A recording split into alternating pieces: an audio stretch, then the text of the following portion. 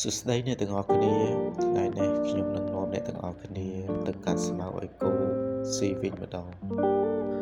ស្មៅនៅវាលគឺខ្ចីណាស់ហើយគោក៏ចង់ស៊ីណាស់ដែរតោះទៅមើលទាំងអស់គ្នាថាតើការកាត់ស្មៅដោយរបៀបណាការកាត់ស្មៅគឺជាការងារមួយដែលត្រូវការថាមពលនិងអត់ធ្មត់ប៉ុន្តែបើគិតថាវាជាចំណីសម្រាប់គោការងារនេះក៏មានអារម្មណ៍ថាសប្បាយផងដែរ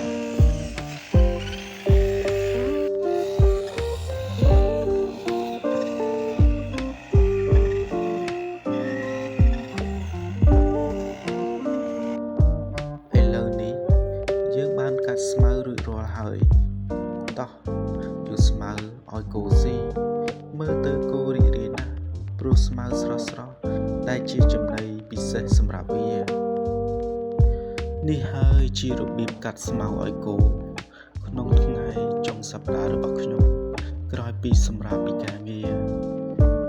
សូមអរគុណដែលបានមើលវីដេអូនេះកុំភ្លេចចុច like និង Subscribe ដើម្បីមើលវីដេអូថ្មីៗពីខ្ញុំផងជួបគ្នាវិញនៅវីដេអូក្រោយ